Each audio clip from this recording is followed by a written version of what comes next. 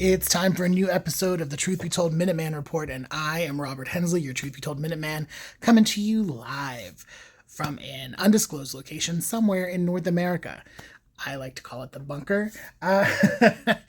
Thanks for joining me today. Came across this great story, right? This is about a haunted painting, a haunted thrift store painting.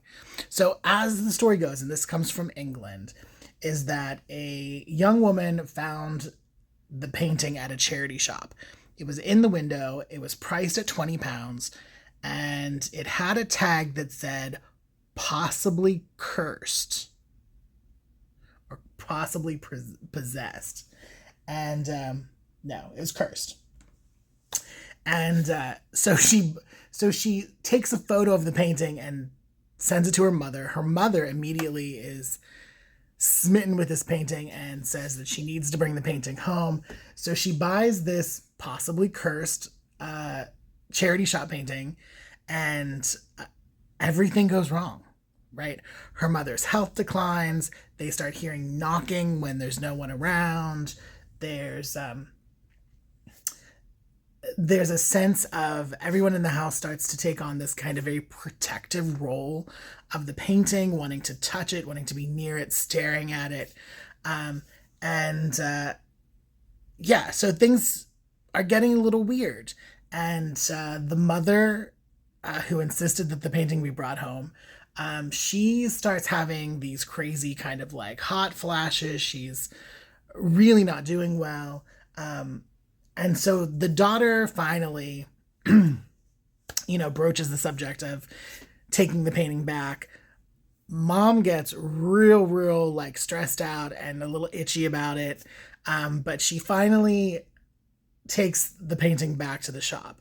Now, turns out that this shop had sold the painting before and it had been returned, at which time the owner of the shop had put the possibly cursed sign on it. Right? Because the first person was like, there's something up with this painting. So this gal returns it to the store,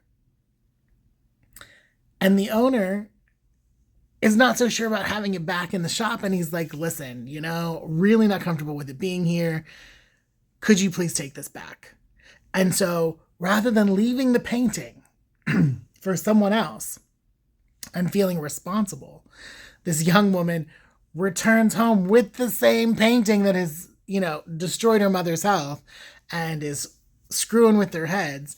And so now this thrift store, this charity shop painting, is sealed in a box with sage. There's bundles of sage around all the corners and on the top of the glass, and they're hoping that the sage will potentially clean the spirit from this painting.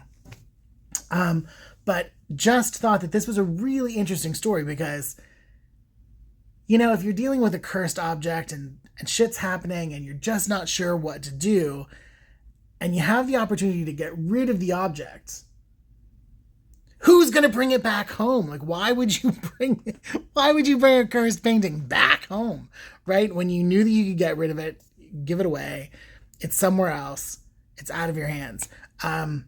But again, she felt responsible and didn't want something bad to happen to someone else, which I imagine is kind of the way that Ed and Lorraine Warren felt when they collected, pieces that were possessed or that were still connected to an entity. The most famous of those being the Raggedy Ann doll that's known as Annabelle. If you had a painting, a haunted painting that you bought at a thrift shop, and you bring it home and it starts affecting your family and you feel like you're being haunted, if you had the opportunity to take the painting back, to get rid of it in some way, are you going to do it? Or are you going to feel responsible for the painting and hide it away from the world to keep someone else from experiencing what you've been experiencing? Let me know. Thank you so much for listening to this episode of the Truth Be Told Minuteman Report. I will be back next week. And until then, stay true.